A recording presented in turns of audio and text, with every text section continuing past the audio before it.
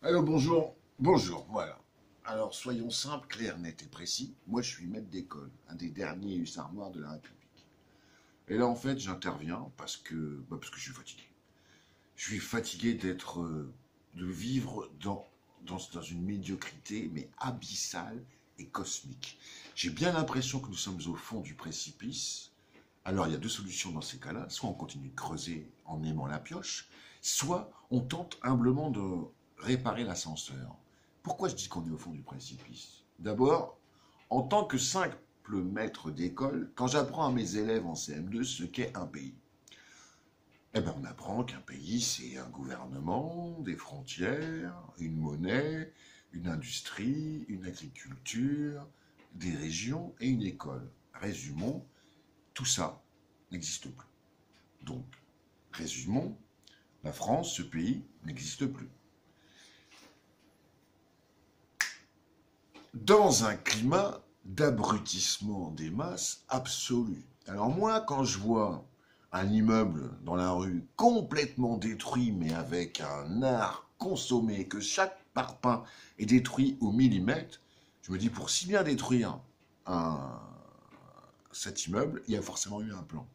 Donc, une conspiration. Je ne suis pas complotiste, je suis conspirationniste. Pire. Et, euh, donc, alors, en fait, le problème, c'est que je ne sais même pas par où le prendre, tellement le bâton, il est merdeux. Tu sais même pas par où commencer, par où et comment, euh, par quel sujet. Alors voilà ce qu'on va faire, puisque le sujet de mon blog, c'est un maître d'école ne devrait pas dire ça. D'ailleurs, je suis en train d'écrire un livre qui aura exactement ce titre, et le blog, il va être en lien avec le bouquin, à mon avis.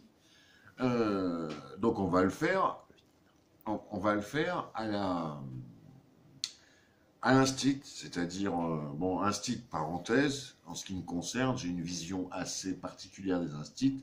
Je dirais, comme Victor Hugo, que les instituteurs sont les jardiniers de la République, mais malheureusement, j'ai l'impression que le champ est en friche et qu'il ne pousse plus que des chèvres. Ça sera un autre sujet. Donc, on va le faire à l'alphabet. Puisque je ne sais pas par où commencer, on va commencer par le A. A comme abrutissement.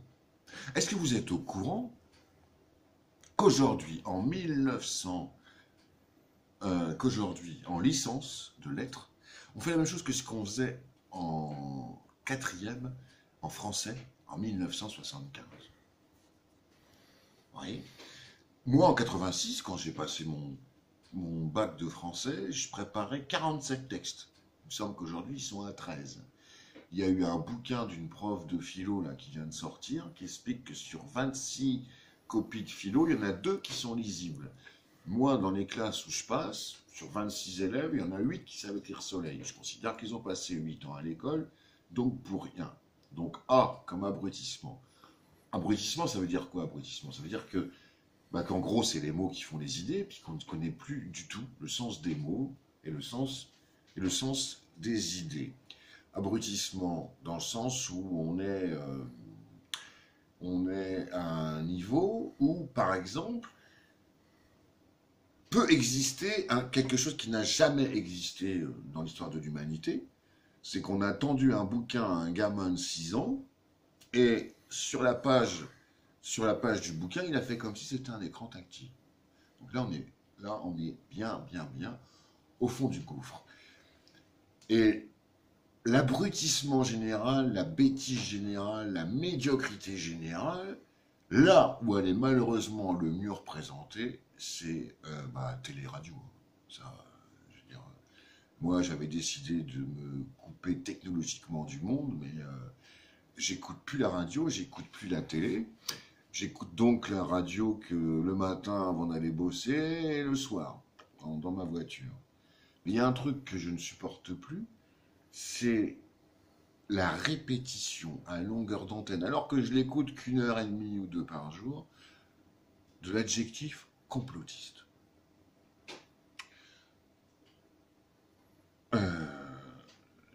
Quand on en est à ce point de rabâchage, quand on en est à ce point à insister, c'est qu'on a un projet, c'est que derrière, il y a forcément un projet magnifique. Il y a un projet totalitaire, en fait, derrière. Il y a un immense projet totalitaire. Moi, quand j'entends complotiste, j'ai l'impression que c'est du même topo que quand on entendait dans la Russie stalinienne, quand on entendait crypto-trotskiste, titiste bourgeois, c'est du même topo. Alors finalement, le capitalisme